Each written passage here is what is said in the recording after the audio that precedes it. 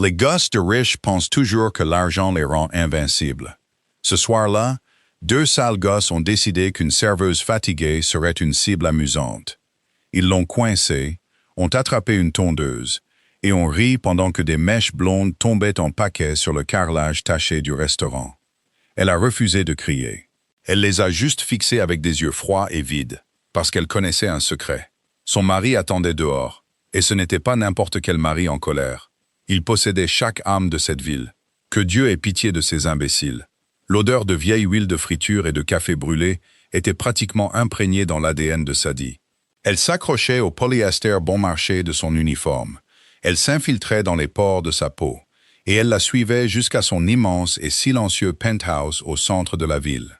Elle passait un chiffon humide imbibé d'eau de javel sur le vinyle rouge craquelé de la banquette numéro 4. Ses pieds lui faisaient mal.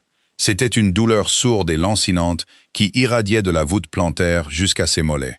Le genre d'épuisement physique qui ne vient qu'après avoir porté des plateaux lourds et supporté des clients difficiles pendant 10 heures d'affilée. C'était exactement ce qu'elle voulait. Sadie n'avait pas besoin de travailler au Ray's Diner. Elle n'avait pas besoin de travailler du tout.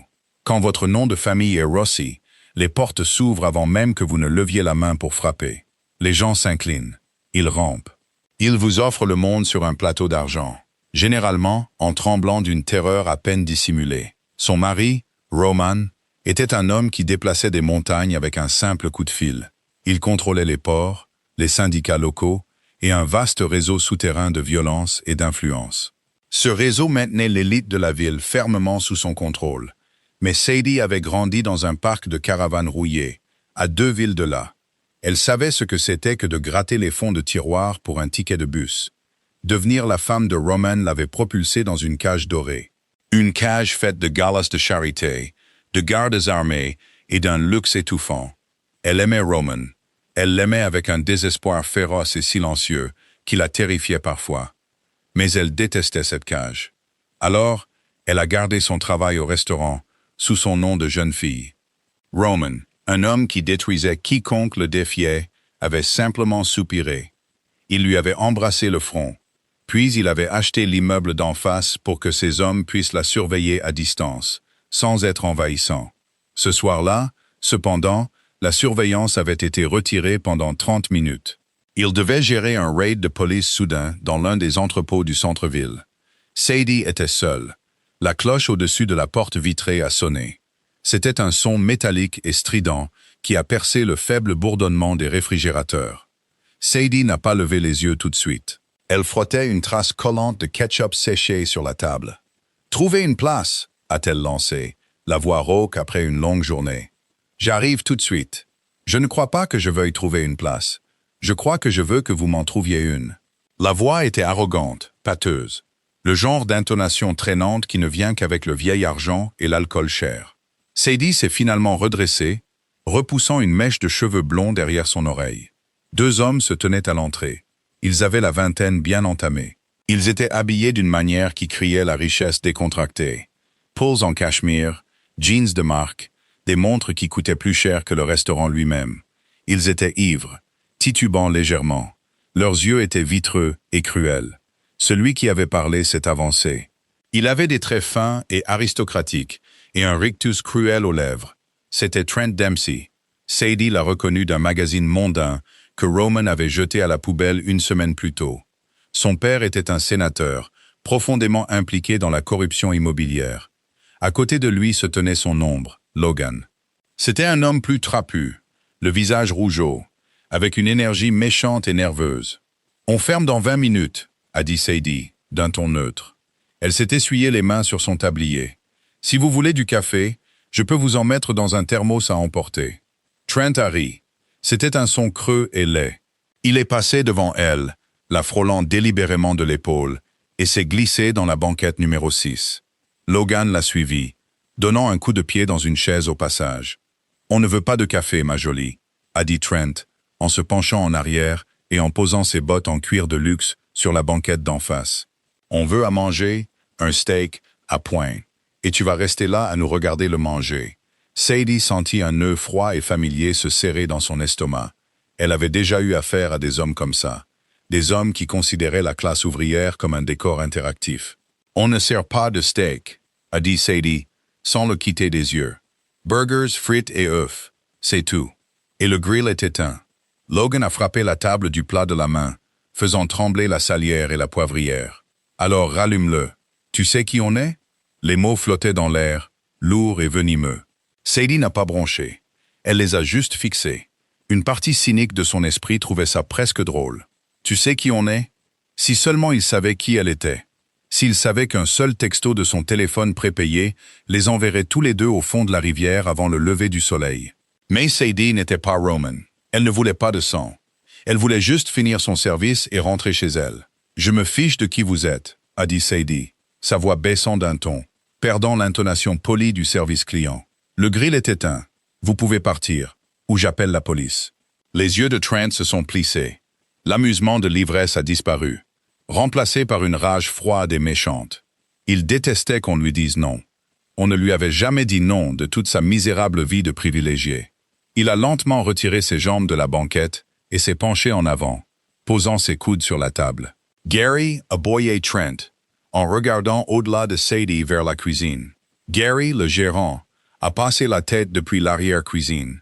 C'était un homme chauve et transpirant d'une 50aine d'années, qui vivait dans un état d'anxiété perpétuelle. Quand il a vu Trent, son visage est devenu complètement blanc. « Monsieur Dempsey », a balbutié Gary, s'essuyant nerveusement les mains sur une serviette. « Je ne savais pas que vous veniez. Dis à ta serveuse de rallumer le grill, Gary », a dit Trent, sa voix faussement douce. Gary a regardé Sadie, la suppliant du regard. « Sadie, fais-leur juste quelques burgers, s'il te plaît. Ce n'est pas grave. » « Gary, le grill a été nettoyé à la javel, » a dit Sadie, la mâchoire serrée. « Je ne les servirai pas. » Trent s'est levé. Il a mis la main dans la poche intérieure de son manteau en cachemire. Gary a tressailli, s'attendant à une arme. Trent a sorti une épaisse liasse de billets. Il a détaché des billets de 500 $ et les a laissés tomber par terre. « Va faire un tour, Gary, » a dit Trent, les yeux rivés sur Sadie. « Fais un tour de 30 minutes.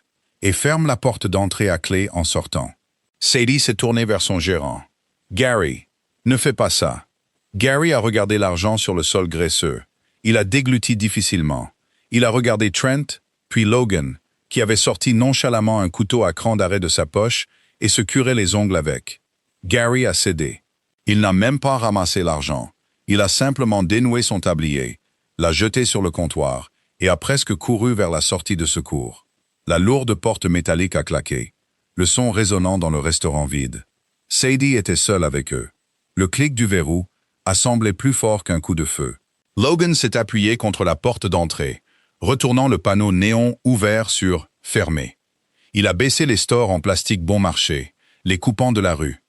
La seule lumière restante venait des néons qui grésillaient au plafond, projetant des ombres dures et maladives dans la pièce. Sadie n'a pas reculé. Elle a tenu bon près du comptoir, son esprit calculant la distance jusqu'aux lourdes cafetières, au couteau à steak sous la caisse et au bouton d'alarme d'urgence sous le tiroir caisse. Elle a regardé l'horloge sur le mur. 22h48. Roman devait arriver dans 12 minutes. Elle devait juste gagner du temps. « Tu te crois forte, hein ?» a ricané Trent en s'approchant.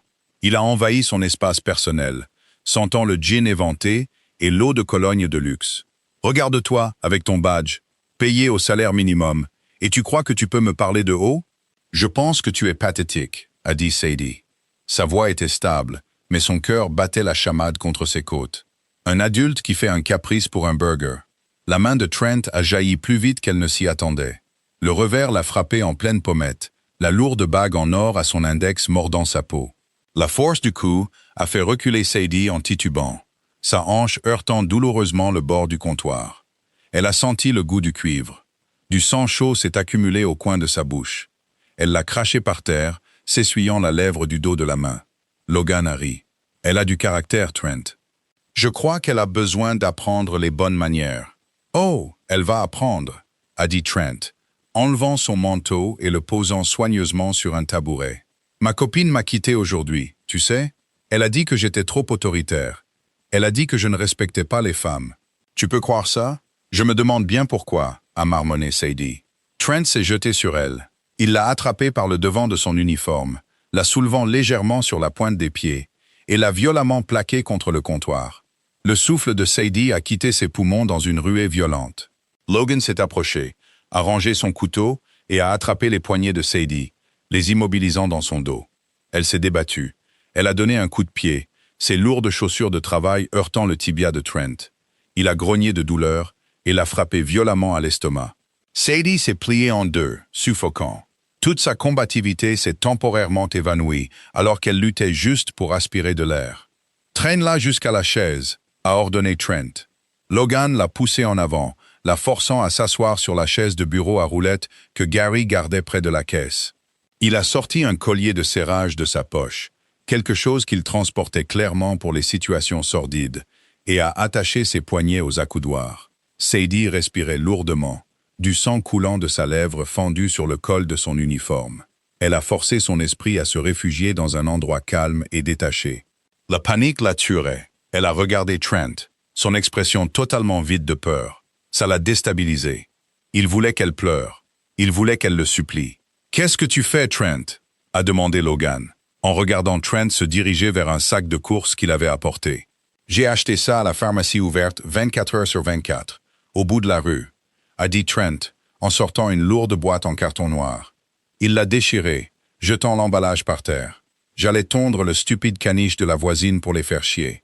Mais je crois que j'ai trouvé une meilleure utilisation. » Il a branché la tondeuse électrique dans la prise murale près de la caisse. Il a actionné l'interrupteur. Zzz. Le moteur a vrombi, une vibration forte et agressive qui a rempli le silence du restaurant. Sadie a eu un hoquet. Pour la première fois, une lueur de véritable alarme a traversé son visage. « Non », a-t-elle dit, la voix tendue. Trent a souri. C'était un sourire terrifiant et sincère. « Pourquoi? Parce que tu penses que tes cheveux te rendent jolie? Parce que tu penses avoir de quoi être fier? Tu n'es rien. Tu me sers à manger. Tu nettoies mes tables. Tu n'as pas le droit de me mépriser. » Il est passé derrière elle. Logan a attrapé les épaules de Sadie, la maintenant fermement en place. Sadie a fermé les yeux très fort. Elle n'a pas crié. Elle ne leur donnerait pas cette satisfaction. Elle s'est mordue l'intérieur de la joue, si fort qu'elle a senti à nouveau le goût du sang. Les dents métalliques et froides de la tondeuse se sont pressées contre son crâne, juste à la nuque. Trent a poussé vers le haut. Sadie a senti la soudaine et choquante absence de poids. Elle a entendu le bruit atroce des cheveux épais coupés à la racine. Une longue mèche blonde a glissé sur son épaule et a atterri doucement sur ses genoux. « Regarde-moi ça », a murmuré Trent à son oreille. « Tu ressembles déjà plus à la racaille que tu es. » Il a ramené la tondeuse vers le bas et l'a fait remonter au milieu de sa tête. Les muscles du cou de Sadie se sont tendus alors qu'elle essayait de se dégager, mais Logan la tenait fermement. Le bourdonnement vibrait contre son crâne, se propageant jusqu'à ses dents. Mèche par mèche, son identité lui était arrachée. Les cheveux sont tombés en un halo tragique et désordonné autour de la base de la chaise. Ils se sont collés à la graisse sur le sol. Ils se sont accumulés sur ses genoux. Trent n'était pas prudent. Il était brutal.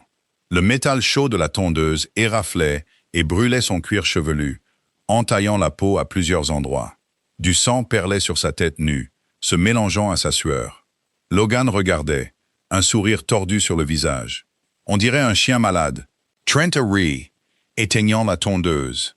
Il a reculé, admirant son œuvre. La tête de Sadie était grossièrement tondue, des plaques de peau blanche et rouge apparaissant à travers un chaume irrégulier et brutal. Elle avait l'air dévastée, violée. Elle est restée parfaitement immobile sur la chaise. Le courant d'air froid de la climatisation a frappé son crâne nu, la faisant frissonner. Elle a lentement ouvert les yeux. Ils étaient complètement vides d'émotion, fixant droit devant. « Dis quelque chose », a exigé Trent, enlevant une mèche de cheveux de son pull. « Excuse-toi de m'avoir manqué de respect. » Sadie n'a pas scié. Elle a juste regardé l'horloge. 22h57. « J'ai dit de parler !» a crié Trent, levant la main pour la frapper à nouveau. Dehors, un lourd véhicule noir s'est arrêté le long du trottoir. Il ne s'est pas garé. Il s'est juste arrêté, tournant au ralenti avec un ronronnement bas et menaçant qui a fait vibrer les vitres bon marché du restaurant. Sadie a regardé Trent. Un lent sourire glacial a touché les coins de sa bouche ensanglantée. Tu es déjà mort, a-t-elle murmuré. Roman Rotti n'aimait pas les écarts dans sa routine. Il opérait dans un monde de chaos absolu, ce qui signifiait que sa vie personnelle exigeait une structure militaire. Sadie lui envoyait toujours un texto à 22h45 quand elle fermait la caisse. Il arrivait toujours à 22h55. Elle sortait à 23h précises, sentant les frites et l'eau de Javel. Et il enroulait son manteau en cachemire autour de ses épaules avant de la faire monter dans le SUV blindé. Ce soir-là, il n'y a pas eu de texto. Roman était assis à l'arrière de la Maybach, ses yeux sombres fixés sur le restaurant d'en face. Le moteur tournait silencieusement au ralenti. Son chauffeur, Carmine, serrait le volant, sentant le changement soudain dans l'atmosphère. L'air sur la banquette arrière était devenu lourd, suffocant. Roman était un homme sculpté dans le marbre froid et la violence silencieuse. Il portait un costume anthracite parfaitement taillé, sans cravate. Les 2 premiers boutons de sa chemise étaient défaits, révélant la faible cicatrice sur sa clavicule. Il n'avait pas l'air d'un parrain de la mafia. Il ressemblait à un PDG impitoyable, mais les hommes qui lui obéissaient connaissaient la vérité. Roman ne se contentait pas d'ordonner des exécutions. Il avait bâti son empire de ses propres mains, et ses mains étaient tachées de rouge en permanence. L'enseigne est éteinte, patron, a noté Carmine, la voix basse. Les stores sont baissés. Roman a regardé l'horloge du tableau de bord. 22h58. Sadie ne baissait jamais les stores avant 23h15 quand elle passait la serpillière. Il n'a pas dit un mot. Il a simplement ouvert la portière et est sorti dans l'air humide de la nuit. Il a traversé la rue d'un pas mesuré de prédateur. Il ne s'est pas pressé. Se presser impliquait la panique, et Roman Rossi ne paniquait jamais. Il s'est approché de la porte vitrée du Ray's Diner. Il a essayé la poignée. Verrouillé. Il s'est penché près de la vitre, regardant à travers un petit espace entre les stores en plastique et le cadre de la fenêtre. Pendant une fraction de seconde, le cœur de Roman s'est arrêté de battre. Il a vu les chaises renversées. Il a vu le sang sur le lino. Et puis, il l'a vu. Sadie, attachée à une chaise, ses magnifiques cheveux, les cheveux dans lesquels il aimait enfouir son visage quand les cauchemars le réveillaient, disparus. Rassés, massacrés. Du sang coulait le long de son cou, depuis une entaille sur son crâne. Au-dessus d'elle se tenaient 2 hommes qui riaient. Quelque chose à l'intérieur de Roman s'est fracturé. Ça ne s'est pas brisé avec un claquement sec. Ça s'est fissuré silencieusement. Un effondrement silencieux de toutes les barrières humaines qui contenaient ses plus sombres démons. Il ne ressentait pas de colère. La colère est chaude. La colère est bruyante. Ce que Roman ressentait, c'était le zéro absolu. Il a reculé de la porte. Il n'a pas cherché une brique. Il n'a pas crié. Il a passé la main sous sa veste de costume et a sorti un pistolet de calibre 45 avec silencieux. Il l'a levé calmement, visant parfaitement le mécanisme du verrou. Poc! La détonation étouffée était à peine plus forte qu'un claquement de main. Le lourd pêne dormant s'est brisé. Le laiton et l'acier ont volé en éclats vers l'intérieur. Roman a donné un coup de pied dans la porte. Elle s'est ouverte à la volée. La cloche au-dessus a émis un carillon déformé et mourant en heurtant le mur intérieur. À l'intérieur, Trent et Logan se sont retournés brusquement. Trent a lâché la tondeuse. Elle a heurté bruyamment le carrelage. « Hey !» a aboyé Trent, sa bravade d'ivrogne masquant son choc soudain. « On est fermé, mon pote. Fous le camp d'ici avant que j'appelle les flics. » Roman ne les a pas regardés. Il a traversé le restaurant, ses chaussures en cuir craquant doucement sur les éclats de verre de la serrure. Les néons au plafond grésillaient. L'odeur de cheveux brûlés, de moteur et de graisse rance a rempli ses narines. Il a rengainé son arme en douceur, sans jamais quitter Sadie des yeux. Il s'est approché de la chaise. Sadie a levé les yeux vers lui. Sa façade stoïque s'est finalement fissurée. Une seule larme a tracé un chemin à travers le sang et la poussière sur sa joue. Elle n'avait pas l'air honteuse. Elle avait l'air épuisée. Roman a posé un genou à terre, ignorant la graisse, ignorant les touffes de cheveux qui tachaient son pantalon coûteux. Il a tendu des mains tremblantes, d'une douceur déchirante, et a pris son visage en coupe. Ses pouces ont caressé ses pommettes, essuyant la larme et le sang. Il a regardé sa tête tondue. Il s'est penché et a déposé un baiser doux et prolongé sur son crâne nu et éraflé. « Je suis désolé d'être en retard, amore mio », a-t-il murmuré, sa voix un bourdonnement grave et magnifique. Il a sorti un petit couteau de poche de son pantalon et a coupé les colliers qui liaient ses poignets. Sadie s'est immédiatement affaissée contre sa poitrine. Roman l'a rattrapée, l'enlaçant fermement. Il a retiré sa lourde et coûteuse veste de costume et l'a drapée sur ses épaules, couvrant son corps tremblant. Trent regardait la scène, complètement confus. Son cerveau embrumé par l'alcool luttait pour comprendre. Il a bombé le torse et s'est avancé. « Hé, le sourd-muet !» a grogné Trent. « J'ai dit qu'on était fermé. Tu crois que tu peux débarquer ici et toucher à mon bordel ?» Roman s'est lentement relevé. Il a laissé Sadie assise sur la chaise, bien enveloppée dans son manteau. Il s'est enfin tourné pour regarder les deux hommes. Le visage de Roman était complètement vide d'expression. Ses yeux sombres étaient des puits sans fond, absorbant la lumière blafarde du restaurant et ne reflétant rien. Il n'a pas dit un mot. Il les a juste fixés. Logan, le moins ivre des deux, sentit un frisson glacial de terreur lui parcourir l'échine. Il a regardé les vêtements sur mesure de l'homme. Il a regardé la façon dont il se tenait. Pas comme un homme prêt à se battre, mais comme un homme qui avait déjà décidé de l'issue du combat. Puis Logan a baissé les yeux sur la main gauche de Roman. Sur le dos de sa main, juste en dessous de l'articulation, il y avait le petit tatouage délavé d'une couronne noire. Le père de Logan, le chef de la police, lui avait montré ce tatouage une fois, de loin, lors d'un gala de charité. « Tu vois cet homme, Logan ?» avait dit son père en transpirant abondamment. « S'il te regarde un jour, tu baisses les yeux. Tu ne parles pas. Tu ne respires pas. C'est Roman Rossi. » Le visage de Logan s'est vidé de son sang. Ses genoux ont littéralement flanché, le faisant reculer en titubant jusqu'à ce qu'il heurte le comptoir. A suffoqué Logan, sa voix se brisant violemment. « Trent, tais-toi !»« Quoi ?» a lancé Trent, inconscient du danger. Il a fait un autre pas vers Roman. « Pour qui tu te prends, mon pote? Tu sais qui est mon père ?» Roman a légèrement penché la tête. Le silence s'est étiré, épais et suffocant, jusqu'à ce que Roman parle enfin. « Arthur Dempsey, a dit doucement Roman. Sénateur. Il vit au 4421 Crestview Drive. Il a un stimulateur cardiaque. Et une maîtresse dans le South Side.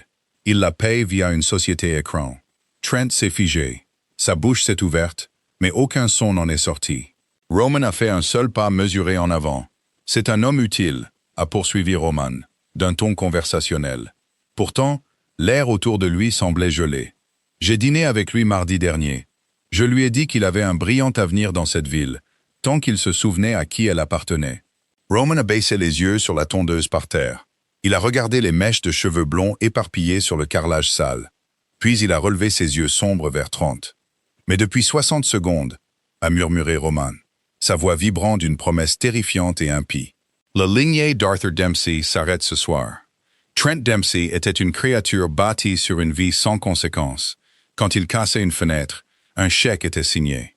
Quand il accidentait une voiture de sport, un modèle plus récent apparaissait dans l'allée. Son cerveau manquait fondamentalement des connexions neuronales pour traiter un danger de mort immédiat. Alors, quand Roman Rossi a promis la fin de sa lignée, Trent ne s'est pas figé. Il a frappé. Il a lancé un crochet du droit maladroit et imbibé de gin, visant directement la mâchoire de Roman. Roman n'a pas esquivé. Il a à peine bougé. Il a simplement levé son avant-bras gauche, déviant le coup avec l'efficacité brutale d'une poutre d'acier. L'impact a envoyé une onde de choc dans le bras de Trent, engourdissant ses triceps. Avant que Trent ne puisse sentir la douleur, la main droite de Roman a jailli. Il n'a pas frappé Trent, il l'a attrapé à la gorge. Les doigts de Roman se sont enfoncés dans les tissus mous sous la mâchoire de Trent, coupant instantanément sa respiration. Il a soulevé Trent de quelques centimètres du lino graisseux et l'a projeté en arrière contre le bord du comptoir en formica. Le craquement écœurant des côtes inférieures de Trent se brisant a résonné dans l'air mort du restaurant. Trent a suffoqué, les yeux exorbités, ses mains manucurées griffant inutilement le poignet de Roman. C'était comme essayer d'arracher un étau industriel. « Tu penses que le pouvoir, c'est une carte de crédit et un nom de famille ?» a dit Roman. Sa voix est restée parfaitement égale, conversationnelle, complètement dénuée de l'effort qui déchirait le corps de Trent. Le pouvoir, c'est la certitude absolue que personne ne viendra te sauver. Roman a fait pression sur les côtes brisées de Trent. Trent a poussé un cri aigu et humide, un son complètement dépouillé de toute dignité. Son visage est devenu d'un violet profond et marbré. Logan regardait son ami mourir. Il savait qu'il assistait à un meurtre. Cette prise de conscience a finalement effiloché les derniers fils de son courage. Il a reculé, ses lourdes bottes glissant sur une flaque de café renversée, et s'est précipité vers la cuisine. Il a heurté violemment les portes battantes en aluminium, faisant irruption dans la zone de préparation. Il a grimpé péniblement au-delà des friteuses industrielles et du congélateur, la poitrine haletante, son esprit hurlant un seul ordre, « Cours !» Il a atteint la lourde porte coupe-feu en acier à l'arrière. Il s'est jeté de tout son poids contre la barre anti-panique. Elle n'a pas bougé. Logan s'est de nouveau jeté contre elle, sanglotant maintenant. Les larmes se mélangeaient à la sueur sur son visage rouge. Il a martelé de ses poings l'acier renforcé. « Tu cherches une sortie ?» La voix venait de l'ombre, près de l'entrée du quai de chargement. Un homme s'est avancé dans la faible lumière fluorescente de la cuisine. C'était Carmine. Il portait un pardessus sombre et des gants en cuir, tenant nonchalamment un pistolet mitrailleur Heckler et coche MP7, avec silencieux à son côté. Deux autres hommes, vêtus de noir également, sont sortis de derrière les étagères de stockage. Ils n'avaient pas l'air en colère. Ils ressemblaient à des hommes qui prenaient leur service. Logan est tombé à genoux. Le lino humide a traversé son jean de luxe. « S'il vous plaît » a-t-il hyperventilé, levant les mains. « Mon père est le chef de la police. Je ne l'ai pas touché. C'est Trent qui l'a fait. C'est Trent qui avait la tondeuse. Je le jure devant Dieu. » Carmine s'est approché lentement. Il a regardé Logan avec le léger dégoût qu'on pourrait réserver à un cafard sur un sol propre. « Ton père a pris $100 000 à M. Rossi le mois dernier pour fermer les yeux sur une livraison au port, » a dit Carmine, sa voix un grondement bas et grave. « Cette ville ne lui appartient pas, gamin. Il ne fait que louer un bureau. » Carmine a levé une lourde botte à embout d'acier et a frappé Logan en plein dans la tempe. Les yeux de Logan se sont révulsés et il s'est effondré sur le carrelage comme un sac de farine qu'on laisse tomber. De retour dans la salle principale, Roman a finalement relâché sa prise sur la gorge de Trent. Trent s'est affalé sur le sol, cherchant désespérément de l'air, crachant de la salive et du sang sur son propre pull en cachemire. Il s'est serré les côtes, se recroquevillant en position fétale parmi les touffes de cheveux coupés de Sadie. Il pleurait ouvertement, un son pathétique et brisé. Roman ne le regardait plus. Trent n'était plus une personne. C'était un élément sur une liste de choses à faire. Roman s'est retourné vers la chaise. Sadie était assise, parfaitement immobile, engloutie par sa veste de costume trop grande. Elle fixait d'un air absent le panneau néon qui bourdonnait faiblement à la fenêtre. L'adrénaline s'estompait, laissant derrière elle le choc froid et creux de l'agression. Roman s'est de nouveau agenouillé devant elle. La violence des 2 dernières minutes a disparu de sa posture. Il s'est entièrement concentré sur elle. « Tu peux marcher, Sadie » a-t-il demandé doucement. Elle a cligné des yeux, détournant son regard de la fenêtre pour le regarder. Elle a vu les articulations de sa main gauche légèrement meurtries par la parade. Elle a vu la dévotion absolue et terrifiante dans ses yeux sombres. « Il fait froid » a-t-elle murmuré, sa voix se brisant. La mâchoire de Roman s'est crispée, un signe fugace de la rage qui couvait sous sa peau. Il s'est levé, la prenant délicatement dans ses bras. Il l'a soulevée contre sa poitrine, aussi facilement que si elle ne pesait rien du tout. Sadie a enfoui son visage dans le creux de son cou, respirant l'odeur de cèdre et de poudre à canon. Carmine a poussé la porte battante de la cuisine, enjambant la forme pathétique et sanglotante de Trent. « L'arrière est sécurisé, patron », a dit Carmine tranquillement. « L'autre est inconscient. »« Emballez-les tous les deux », a ordonné Roman, son ton glacial. « Amenez-les à l'abattoir de la 4e rue. Pendez-les. Ne les laissez pas se vider de leur sang. »« Et le restaurant ? Brûlez-le jusqu'aux fondations », a dit Roman, enjambant prudemment les éclats de verre de la porte d'entrée. « Laissez le coffre-fort ouvert. Faites passer ça pour un vol qui a mal tourné. » Carmen a hoché la tête. « Compris. » Roman a porté sa femme hors de l'air vicié et graisseux du restaurant et dans l'humidité froide de la nuit citadine. Il n'a pas regardé en arrière alors que les flammes commençaient à lécher l'intérieur de la cuisine. L'intérieur de la Maybach était une forteresse. Les portes se sont scellées avec le bruit lourd et rassurant d'un coffre de banque, étouffant les sons des sirènes qui hurlaient au loin. Les vitres étaient teintées de noir, blindées contre les balles de gros calibre. À l'intérieur, ça sentait le cuir riche et la faible odeur stérile d'ozone du système de climatisation. Roman a déposé Sadie doucement sur la large banquette arrière. Il s'est glissé à côté d'elle, sortant une petite trousse de secours en cuir noir d'un compartiment caché sous la coudoir. La cloison de séparation qui les isolait du nouveau chauffeur, un homme silencieux nommé Paul, s'est levé avec un doux vrombissement. Ils étaient complètement seuls. Sadie était assise, raide, la veste de costume trop grande amassée autour de ses épaules. Elle a levé la main instinctivement pour repousser ses cheveux derrière son oreille. Ses doigts n'ont rencontré que le vide, puis ont gratté le chaume dur et inégal de son crâne. Elle a tressailli. Une inspiration brusque a sifflé entre ses dents. « N'y touche pas », a murmuré Roman, en se penchant près d'elle. Il a ouvert la trousse de secours. « Tes mains ne sont pas propres. » Il a sorti un gros coton-tige et une bouteille d'antiseptique chirurgical de haute qualité. Il a allumé une petite liseuse au-dessus d'eux, projetant une lueur chaude et concentrée sur la banquette arrière. « Tourne la tête », a-t-il dit doucement. Sadie a obéi, fixant d'un air absent les boutons illuminés sur le panneau de la portière. Roman inspectait les dégâts. Trent avait été négligent et malveillant. Il y avait plusieurs entailles profondes le long de sa nuque et une éraflure plus longue et irrégulière juste derrière son oreille gauche, là où les dents métalliques chaudes de la tondeuse s'étaient enfoncées dans la peau. Roman a débouché l'antiseptique. Ça va piquer. Il a appliqué le coton imbibé sur la plus longue éraflure. Sadie a sifflé de douleur, ses mains agrippant le siège en cuir, ses jointures devenant blanches. Roman ne s'est pas excusé. Il savait que la douleur exigeait de la concentration, pas de la pitié. Il travaillait méthodiquement, ses grandes mains dangereuses se déplaçant avec une précision chirurgicale sur son crâne ravagé. Il a nettoyé chaque entaille, chaque éraflure, essuyant le sang séché qui avait coulé le long de son cou. Il la sentait trembler. Ce n'était pas une secousse violente, mais une vibration profonde et interne. La réaction retardée du corps à un traumatisme sévère. « Respire, Sadie », a-t-il ordonné doucement, en rebouchant la bouteille. Lentement, par le nez. Elle a essayé, mais sa respiration s'est bloquée dans sa poitrine, se brisant en un sanglot rauque. Elle a fermé les yeux très fort, laissant enfin les larmes couler.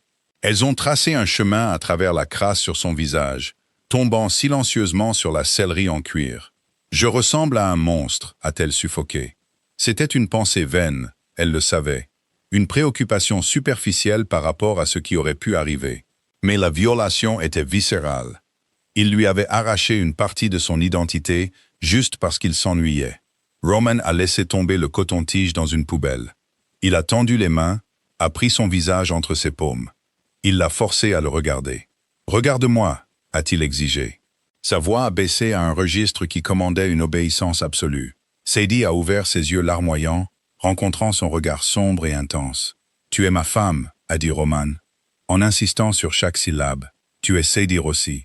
Tu pourrais être dépouillée jusqu'à l'os. Tu pourrais être défigurée. Q commanderait toujours une pièce. Tes cheveux ne te rendent pas puissante. C'est toi qui te rends puissante. » Il s'est penché, son front reposant doucement contre le sien. Il se fichait de la graisse ou de la sueur. Il pensait humilier une serveuse, a murmuré Roman, son souffle chaud contre ses lèvres. Ils n'ont pas réalisé qu'ils touchaient une reine, et ils paieront pour cette erreur dans des monnaies dont ils ignoraient l'existence. Sadie a laissé échapper une respiration tremblante, ses mains venant agripper ses avant-bras. Il était comme un roc solide sous ses doigts, une ancre dans une mer violemment agitée. « Ils allaient me tuer, Roman », a-t-elle admis, la vérité s'installant enfin dans ses os. Trent, la façon dont il me regardait. Il était vide. C'était un amateur, a corrigé Roman, en reculant légèrement pour la regarder. Les amateurs jouent avec leur nourriture parce qu'ils ne savent pas chasser. Ils comptent sur la peur, mais la peur ne vaut rien.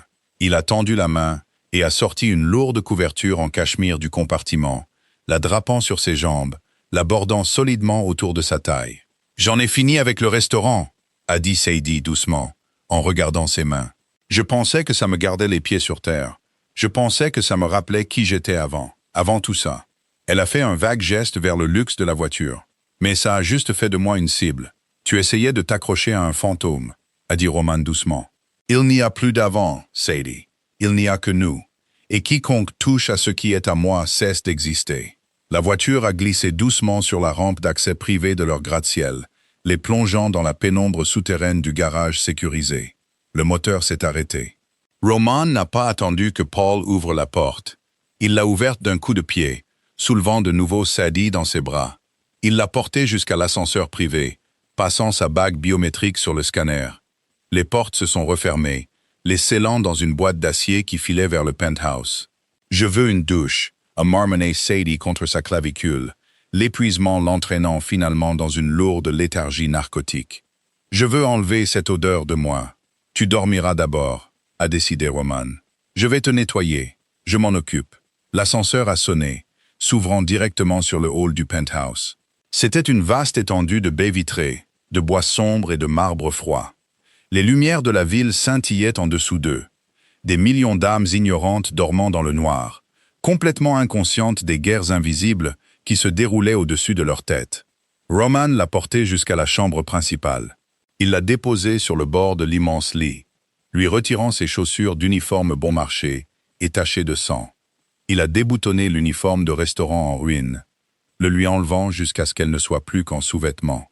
Il l'a enveloppée dans un épais peignoir chauffé, remontant la capuche pour couvrir son crâne nu et éraflé.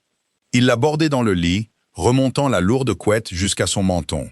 Il s'est assis sur le bord du matelas, la regardant jusqu'à ce que sa respiration se régularise, jusqu'à ce que les traits fatigués de son visage se lissent dans un sommeil profond et sans rêve. C'est seulement à ce moment-là que Roman s'est levé. Il est entré dans la salle de bain attenante. Il a ouvert le robinet, fixant son reflet dans le miroir. Il avait l'air parfaitement calme.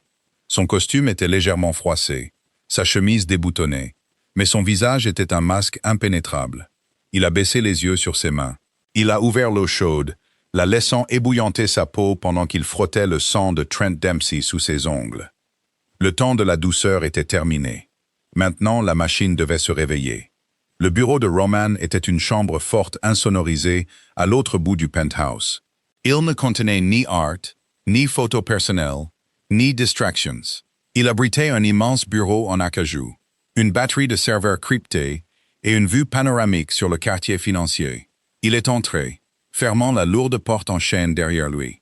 La serrure s'est enclenchée avec un bruit lourd et satisfaisant. Il ne s'est pas assis. Il s'est dirigé vers la fenêtre, regardant la ligne d'horizon illuminée.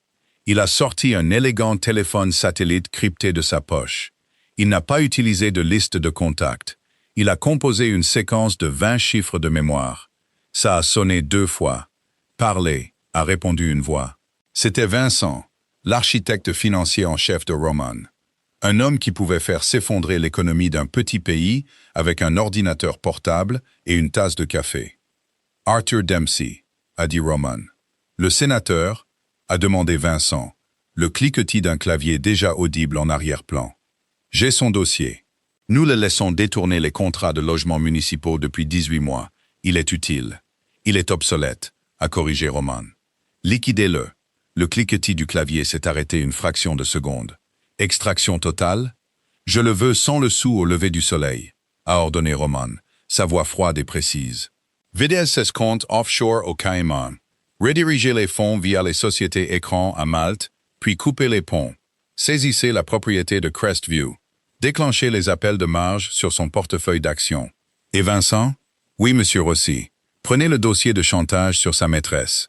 Celle-là avec les photos de lui utilisant les fonds de campagne pour son appartement. Envoyez-le au procureur, au présentateur des nouvelles locales et à l'email personnel de sa femme, simultanément.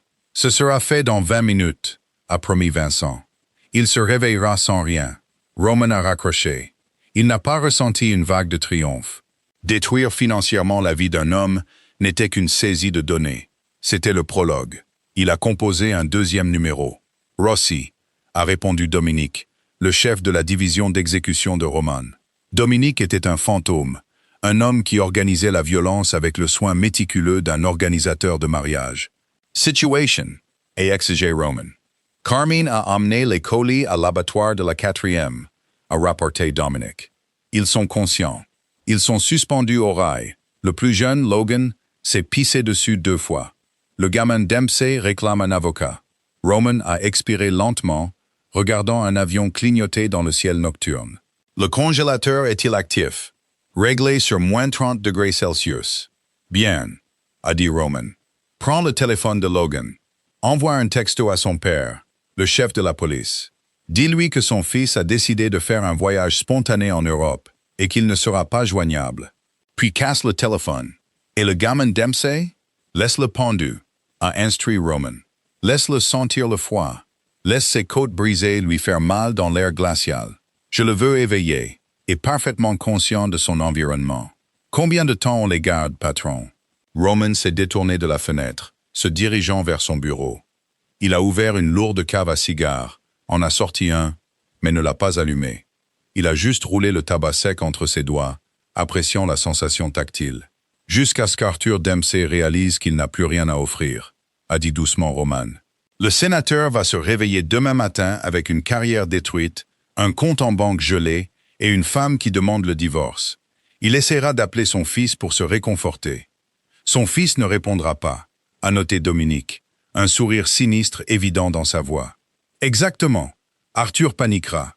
Il contactera ses relations et il réalisera qu'il n'en a plus. À midi, il sera un fantôme dans sa propre ville. Roman a cassé le cigare non allumé en deux, laissant tomber les morceaux dans un cendrier. À 13 heures précises, tu l'appelleras. Tu lui donneras l'emplacement de son fils. Vous lui donnez une chance de sauver le garçon, a demandé Dominique, sincèrement surpris. Non, a corrigé Roman, ses yeux se rétrécissant en fente froide. Je lui donne l'adresse pour qu'il puisse arriver juste à temps pour voir ce qui se passe quand on touche à ma femme. Vous installerez une retransmission en direct dans le congélateur. Quand Arthur Dempsey franchira la porte, vous mettrez en marche les broyeurs à viande industrielle. Et vous vous assurerez que Trent Dempsey y soit lentement descendu, les pieds en premier. Un silence a pesé sur la ligne pendant un long moment. Même Dominic, un homme forgé dans le sang, a mis une seconde à traiter le poids biblique de l'ordre d'exécution. Et Logan a finalement demandé Dominique. Logan a regardé, a dit Roman, se souvenant de la façon dont le garçon avait souri pendant que les cheveux de Sadie tombaient au sol. C'est un spectateur. Enchaînez-le au mur. Forcez-le à regarder Trent. Quand ce sera fini, laissez Logan enfermé dans le congélateur. Éteignez les lumières. Soudez la porte. Ce sera fait, monsieur Rossi. Roman a mis fin à l'appel. Il a posé le téléphone sur le bois poli du bureau. La machine était réveillée. Les engrenages tournaient. D'ici demain soir, le nom de Dempsey ne serait plus qu'un murmure d'avertissement dans les coins sombres de l'élite de la ville. Il est sorti du bureau, la lourde porte se verrouillant automatiquement derrière lui.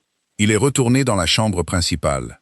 La pièce était sombre, à l'exception de la faible lueur de la ville filtrant à travers les voilages. Sadie dormait toujours, recroquevillée sur le côté, sa respiration profonde et régulière. Roman s'est déshabillé, jetant la chemise et le pantalon en ruine par terre. Il s'est glissé dans le lit, sous la lourde couette. Il ne l'a pas touchée. Il ne voulait pas la réveiller. Mais il s'est positionné assez près pour sentir la chaleur rayonnante de son corps. Il a fermé les yeux. La rage qui brûlait en lui comme une étoile froide a commencé à se calmer lentement, se réduisant à des braises. Il lui avait pris ses cheveux. Il lui avait pris sa dignité, pendant quelques minutes fugaces, dans un restaurant graisseux. Mais Roman leur avait pris leur monde entier, et il dormirait profondément en le sachant. Arthur Dempsey s'est réveillé avec l'odeur de rien. D'habitude, à 7 heures du matin, la cuisine en pierre de sa propriété de Crestview Drive sentait le café Blue Mountain de la Jamaïque torréfié et le parfum floral coûteux dont sa femme Eleanor s'inondait. Aujourd'hui, l'air était stagnant, froid. Arthur s'est assis, se frottant les yeux. C'était un homme qui portait bien ses 60 ans, ses cheveux argentés parfaitement coiffés même au lit. Sa mâchoire était entretenue par des chirurgiens coûteux. Il a fait pivoter ses jambes hors des draps de soie et a descendu le grand escalier en acajou. La maison était étrangement silencieuse. « Eleanor » a-t-il appelé. Pas de réponse. Il est entré dans la cuisine. La machine à expresso était froide. Il a froncé les sourcils, attrapant son téléphone sur l'îlot en marbre. Il a tapoté l'écran. Il était mort. Pas à court de batterie. L'écran affichait une icône blanche de défaillance système. Il l'a jeté de côté et a décroché le téléphone fixe de la cuisine. Pas de tonalité. Une pointe de malaise a finalement percé son brouillard matinal. Arthur est allé dans son bureau privé pour utiliser la ligne sécurisée. En allumant son ordinateur, il a remarqué une épaisse enveloppe Kraft posée bien au centre de son sous-main. Son nom y était écrit à l'encre noire et nette. Arthur l'a ouverte. À l'intérieur se trouvaient des relevés bancaires imprimés, ses comptes offshore au Caïman, son fonds discrétionnaire, sa trésorerie de campagne. Chaque ligne de solde affichait exactement le même chiffre, $0. Qu'est-ce que c'est que ça? A-t-il marmonné, son cœur se serrant soudainement et douloureusement. Il a tourné la page suivante. C'était une photo haute résolution de lui entrant dans un immeuble délabré du Southside. La photo suivante était celle de sa maîtresse, une assistante juridique de 22 ans, portant un collier de diamants qu'il lui avait acheté avec des subventions fiscales municipales. Le troisième papier était un reçu d'email imprimé. Les photos avaient été envoyées au comité d'éthique de l'État, au procureur, aux chaînes d'information locales et à Eleanor. Le bruit de la porte d'entrée s'ouvrant et claquant a résonné dans la maison. Arthur s'est précipité dans le hall. Eleanor se tenait près de la porte, vêtue d'un trench coat beige élégant, tenant un seul sac de voyage en cuir. Son visage était un masque de dégoût glacial absolu. « Eleanor, attends !» a suffoqué Arthur en brandissant les papiers. « C'est un coup monté. C'est un piratage. Je peux tout expliquer. »« Mes avocats vous contacteront avant midi, » a dit Eleanor. Sa voix ne tremblait pas, bien que je doute que vous puissiez vous en payer un pour répondre. La banque m'a appelé sur mon portable il y a 20 minutes. Ils saisissent la maison. Les serrures seront changées à 15 heures. Ils ne peuvent pas faire ça. Je suis un sénateur. Tu es un cadavre, Arthur, a-t-elle dit en ouvrant la porte. Et je ne couche pas avec les morts. Elle est sortie, la lourde porte en chêne se refermant derrière elle. Arthur est resté figé dans le hall. Les murs de sa vie soigneusement construite ne se fissuraient pas seulement. Il s'était vaporisé. Il est retourné en courant au bureau, la panique le saisissant enfin à la gorge. Il a attrapé la ligne sécurisée. Il a appelé son directeur de campagne. Ligne coupée. Il a appelé son courtier. Ligne coupée. Il a appelé Trent. Le téléphone a sonné dans le vide avant de basculer sur la messagerie. « Hey, c'est Trent. Laisse un message ou pas. Je m'en fiche. »« Trent, rappelle-moi immédiatement, » a dit Arthur, sa voix tremblant violemment. « Il se passe quelque chose. Quelqu'un s'en prend à nous. Viens à la maison, maintenant. » Il a raccroché. Il a fait les 100 pas. À 10 heures du matin, les camionnettes des chaînes d'information locales ont commencé à se garer au bas de son allée. À 11 heures, il a regardé sur sa télévision en sourdine le gouverneur tenir une conférence de presse en direct, exigeant formellement sa démission. À midi, son estomac était noué de crampes atroces. Et il avait vomi 2 fois dans les toilettes du rez-de-chaussée. Il était entièrement seul, dépouillé. À 13 heures précises, la ligne sécurisée de son bureau a sonné. C'était le seul téléphone de la maison qui fonctionnait encore. Arthur s'est jeté dessus, renversant un presse-papier en cristal. « Allô, qui est-ce? Qu'est-ce que vous voulez? » Arthur Dempsey, a dit une voix calme et grave. « Qui êtes-vous? Je vous donnerai tout ce que vous voulez. Arrêtez ça. Vous m'avez ruiné. Je n'ai même pas commencé, » a répondu la voix. « Votre fils est actuellement à l'abattoir de la 4e rue. Bâtiment C, quai de chargement 4. Il vous attend. Trent? Qu'est-ce que Trent a à voir là-dedans? Vous avez 20 minutes pour arriver, » a dit la voix, ignorant complètement la question. « Si vous êtes en retard, vous manquerez le spectacle. » La ligne s'est coupée. Arthur n'a pas réfléchi. L'instinct primaire de protéger sa lignée a pris le dessus sur le choc de sa ruine financière. Il a attrapé les clés de son Range Rover et a pratiquement sprinté à travers le garage. Il est sorti en trombe de l'allée, ignorant les flashs des caméras de la presse, et a filé vers le quartier industriel. L'abattoir de la 4e rue était un bloc de béton massif et sans fenêtres qui ressemblait à un mausolée. L'air autour sentait perpétuellement le fer et l'eau de Javel. Arthur a garé sa voiture en catastrophe près du quai de chargement 4. La lourde porte métallique ondulée était à moitié relevée. Il s'est glissé dessous, ses chaussures de ville dérapant sur le sol en béton humide. « Trent !» a crié Arthur. Sa voix a résonné sur les murs carrelés. Un homme est sorti de l'ombre, près d'une énorme balance industrielle. C'était Dominique.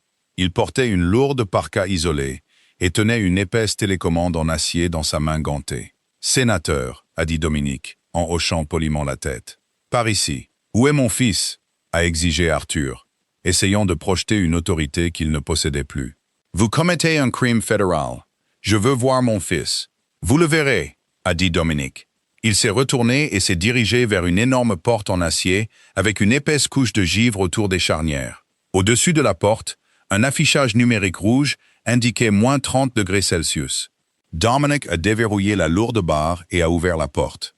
Une épaisse vapeur blanche s'en est échappée, transportant le froid intense et mordant du grand congélateur. À l'intérieur, Arthur a hésité. La partie primitive de son cerveau lui hurlait de fuir. Mais il est entré dans le brouillard blanc. Le congélateur était caverneux. Des rangées de lourds crochets en acier pendaient de rails automatisés au plafond, destinés à des carcasses de bœuf. Mais aujourd'hui, les rails étaient presque vides, à l'exception de 2 formes suspendues au centre de la pièce. Arthur a eu le souffle coupé. Trent était suspendu par les poignets à de lourdes chaînes en fer attachées aux rails du plafond. Il était torse nu, sa peau d'un bleu marbré horrifiant. Ses lèvres étaient gercées et saignaient. Sa poitrine se soulevait avec des respirations courtes et atrocement lentes. Le froid avait paralysé son système nerveux. À sa droite, Logan était enchaîné à une lourde poutre de soutien en acier. Il était entièrement habillé, mais tremblait si violemment que ses dents claquaient comme des castagnettes. Il a levé les yeux vers Arthur, ses yeux écarquillés de terreur absolue. « Trent !» a crié Arthur, en courant vers lui. Avant qu'il ne puisse atteindre son fils, 2 hommes sont sortis de la vapeur, attrapant Arthur par les bras. Ils l'ont forcé à s'agenouiller sur le béton givré, à 3 mètres de Trent. « Papa !» a croassé Trent. Le mot a à peine quitté sa gorge. Ses yeux étaient vitreux, mais une lueur d'espoir s'y est allumée. « Papa, aide-moi !» Arthur s'est débattu contre les hommes qui le tenaient. « Descendez-le, prenez l'argent, prenez la maison, laissez-le partir. » Dominic est entré dans le congélateur, son souffle formant des nuages dans l'air. Il s'est approché d'une énorme machine industrielle boulonnée au sol, directement sous les rails du plafond. C'était un broyeur primaire, un assemblage terrifiant d'engrenages en acier exposé et de lourdes lames rotatives conçues pour broyer les os et le cartilage. « Vous n'avez pas de maison, Arthur, » a dit Dominic calmement. « Vous n'avez pas d'argent. Vous n'avez rien. » Dominic a levé les yeux vers le rail du plafond. Il a appuyé sur un bouton de sa télécommande. Les engrenages mécaniques au-dessus ont gémi. Le rail s'est enclenché. Les chaînes de Trent ont cliqueté bruyamment alors qu'il était lentement déplacé vers l'avant, s'arrêtant précisément au-dessus de la trémie ouverte du broyeur à viande. « Attendez! Arrêtez !» a hurlé Arthur, sa voix se brisant. « Qu'est-ce qu'il a fait? Dites-moi ce qu'il a fait. » Dominic a regardé Arthur. Il a pris une tondeuse et il a rasé la tête de Sadie Rossi. Le nom a frappé Arthur, comme un coup physique. L'air a quitté ses poumons.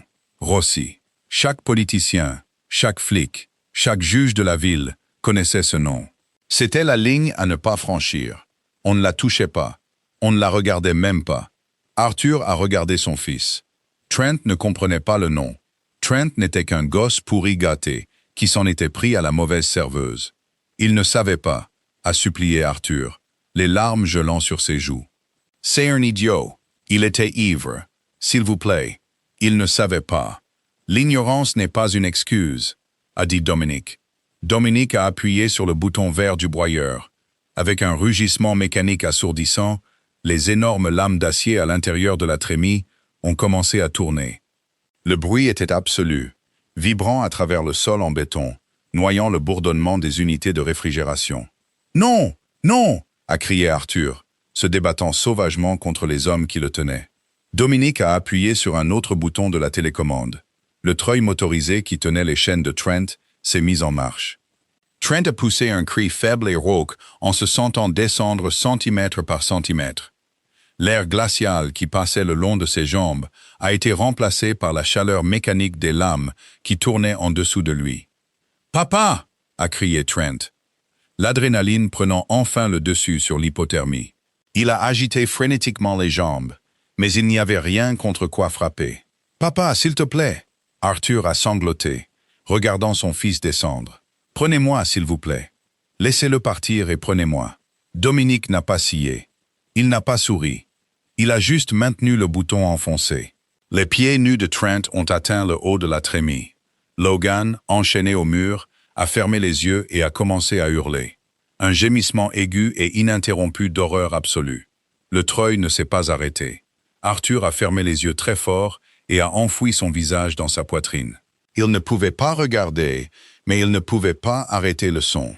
Le craquement écœurant et humide de l'os, rencontrant l'acier industriel, a résonné par-dessus le rugissement du moteur. Le cri de Trent a atteint une hauteur qui ne semblait pas humaine. Puis, heureusement, il a été coupé net. La machine a continué de tourner. 10 secondes plus tard, Dominic a relâché le bouton du treuil. Il a appuyé sur l'interrupteur d'arrêt d'urgence du broyeur.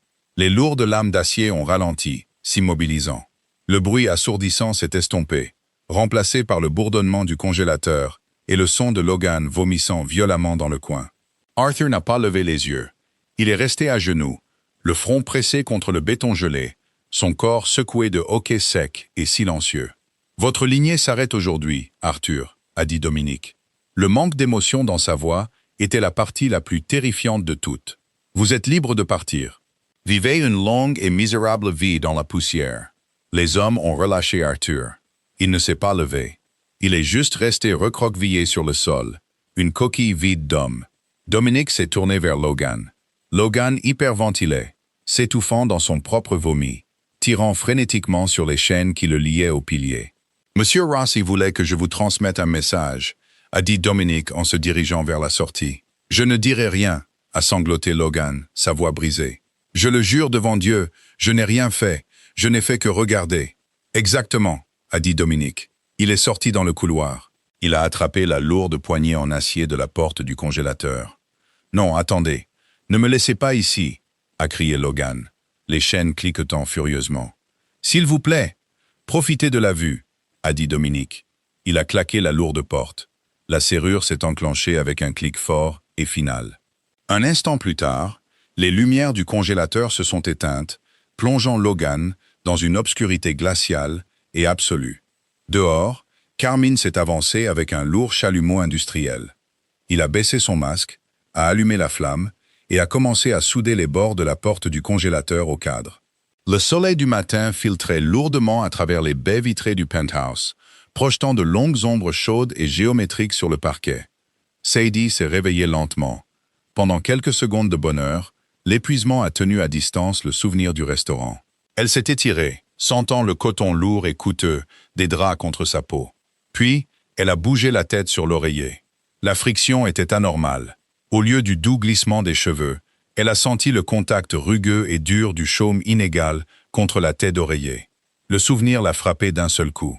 L'odeur du moteur, les dents métalliques froides contre son crâne, le sang. Elle s'est redressée violemment, son cœur battant la chamade contre ses côtes. Elle a jeté la couette et a presque couru dans la salle de bain principale. Elle s'est arrêtée devant l'immense miroir à double vasque. Elle a agrippé les bords du comptoir en marbre, se forçant à lever les yeux. C'était pire que ce qu'elle avait imaginé. Sa tête était un désordre déchiqueté et laid. Trent ne l'avait pas rasé. Il l'avait massacré. Des plaques de peau apparaissaient à travers des touffes de cheveux blonds en désordre. De profondes éraflures rouges sillonnaient sa nuque. Elle ressemblait à la survivante de quelque chose d'horrible. Une victime. Les larmes ont immédiatement piqué au coin de ses yeux, chaudes et humiliantes. « Tu n'es pas ce qu'ils ont fait de toi. » Sadie a sursauté, se retournant. Roman était appuyé contre le cadre de la porte. Il portait un simple t-shirt noir et un pantalon de survêtement gris. Les costumes coûteux, la violence de la nuit précédente, tout cela avait disparu, ne laissant que l'homme en dessous. Il tenait un petit étui en cuir à la main. Il s'est approché lentement d'elle, ses pieds nus ne faisant aucun bruit sur le carrelage. Il s'est arrêté derrière elle, regardant leur reflet dans le miroir. Il n'a pas regardé les cheveux déchiquetés avec pitié. Il les a regardés avec une résolution calme et brûlante. « J'ai l'air brisé », a murmuré Sadie, une larme s'échappant enfin et coulant sur sa joue. « Un os cassé se ressoude plus solidement », a dit doucement Roman. Il devient la partie la plus forte du corps. Il a ouvert l'étui en cuir et l'a posé sur le comptoir. À l'intérieur se trouvait un rasoir droit, un blaireau et un lourd pain de savon à raser de luxe. « Ils ont essayé de te marquer », a dit Roman, sa voix un grondement bas et régulier. « Ils ont essayé de te faire porter leur laideur. Mais ce n'est pas à eux de finir le travail. C'est à toi. » Il a ouvert l'eau chaude. Il a pris le blaireau et a fait mousser le savon dans un petit bol en céramique. L'odeur de bois de santal et de bergamote a rempli la salle de bain. remplaçant l'odeur fantôme du restaurant. Il a tendu le blaireau à Sadie. Elle l'a regardé. Ses mains tremblaient. « Prends-le » a insisté doucement Roman. Sadie a pris une profonde inspiration. Elle a levé le blaireau et a commencé à appliquer la mousse épaisse et chaude sur le chaume irrégulier de sa tête. La chaleur était instantanément apaisante, un contraste saisissant avec la violation froide de la tondeuse. Elle a couvert tout son crâne, enduisant les plaques laides et les éraflures. Roman a pris le rasoir droit. Il a déplié la lourde lame d'acier, mais au lieu de la lever vers sa tête, il le lui a tendu, le manche en premier. « Reprends-le, Sadie » a-t-il murmuré. Sadie a regardé le rasoir. Elle a regardé Roman dans le miroir. Il n'exigeait rien. Il lui offrait le contrôle qui lui avait été violemment volé la nuit précédente. Elle a pris le rasoir. L'acier était lourd, parfaitement équilibré dans sa main. Elle a levé le bras. Elle a placé le bord de la lame contre sa tempe. Elle a croisé son propre regard dans le miroir. La serveuse effrayée et fatiguée avait disparu. La femme qui la regardait était quelque chose de complètement différent. Elle a tiré la lame, rasant la mousse et les derniers restes de ses cheveux. Elle a travaillé méthodiquement. Le son du rasage de la lame était rythmé, presque méditatif. Elle a rincé la lame à l'eau chaude, la tapotant contre l'évier en porcelaine. Coup après coup, elle a effacé l'œuvre de Trent Dempsey. Roman se tenait derrière elle, regardant en silence. Il n'est pas intervenu. Il est juste resté là, comme un gardien silencieux, lui donnant l'espace pour se réapproprier. 10 minutes plus tard, elle a posé le rasoir. Elle a pris une serviette chaude et humide et a essuyé le reste de la mousse de sa tête. Elle s'est regardée dans le miroir. Son crâne était complètement nu, lisse, vulnérable, mais indéniablement puissant. Les éraflures étaient toujours là, des lignes rouges vives sur la peau pâle, mais elles ne ressemblaient plus à des marques d'humiliation. Elles ressemblaient à des cicatrices de guerre. Elle a tracé la longue éraflure derrière son oreille du bout de son doigt. « C'est parti », a-t-elle dit. Sa voix était calme, mais le tremblement avait disparu. Roman s'est avancé, enlaçant sa taille par derrière. Il l'a tiré contre sa poitrine, enfouissant son visage dans le creux de son cou. Il a déposé un doux baiser sur sa tempe nue. « Tu es magnifique », a-t-il murmuré, pensant chaque mot. Sadie s'est appuyée contre lui, laissant la tension s'échapper de ses épaules. Elle a posé ses mains sur les siennes, là où elle reposait sur son ventre. « Les hommes », a-t-elle dit, en regardant son reflet. Trent et Logan. Les yeux de Roman se sont légèrement assombris, mais sa prise est restée douce. Il n'existe plus. Il n'a pas donné de détails. Il ne lui a pas parlé de l'abattoir ou du congélateur, ni de la vie détruite d'Arthur Dempsey. Il absorbait les péchés pour qu'elle n'ait pas à emporter le poids. Sadie n'a pas demandé de détails. Elle savait ce qu'était Roman. Elle l'avait toujours su. Le restaurant avait été sa façon de prétendre qu'elle pouvait garder un pied dans un monde normal et sans conséquences. Mais la nuit dernière a prouvé que le monde normal était tout aussi cruel. Seulement, il n'avait pas le pouvoir de se protéger. « Je n'y retournerai pas », a dit Sadie doucement. « Ni au restaurant, ni à cette vie. J'ai acheté le restaurant », a dit simplement Roman. Il a brûlé cette nuit. Un défaut de câblage. Sadie a laissé échapper un souffle qui était à moitié un rire, à moitié un sanglot. Bien sûr que oui. Elle s'est retournée dans ses bras, enroulant ses mains autour de son cou. Elle a levé les yeux vers l'homme qui possédait la ville. L'homme qui avait anéanti une lignée juste parce qu'il l'avait touchée. « Je suis Sadie Rossi », a-t-elle murmuré, testant tout le poids du nom sur sa langue. Ça ne ressemblait plus à une cage, ça ressemblait à une armure. Roman a souri. C'était une expression rare et sincère, qui n'atteignait pas les profondeurs terrifiantes de son personnage public. Elle n'était destinée qu'à elle. « Oui, tu l'es », a convenu Roman, en se penchant pour capturer ses lèvres dans un baiser profond et puissant. La ville à l'extérieur bourdonnait de circulation et de vies ignorantes, complètement inconsciente des monstres qui marchaient parmi eux. Mais Sadie s'en fichait. Que le monde ait ses héros. Elle préférait le monstre qui déchirait le monde pour la garder en sécurité. Voilà comment un vrai patron gère ses affaires. Trent et Logan se croyaient intouchables, mais ils ont appris à leurs dépens que quand on touche à la reine, le roi brûle tout votre royaume jusqu'aux fondations. Qu'avez-vous pensé de la vengeance brutale de Roman? Était-elle justifiée ou est-il allé trop loin? Dites-moi ce que vous en pensez dans les commentaires ci-dessous. Si vous aimez cette romance mafieuse sombre, explosez le bouton j'aime. Partagez cette vidéo avec vos amis et n'oubliez pas de vous abonner et d'activer la cloche pour plus d'histoires intenses. Prenez soin de vous.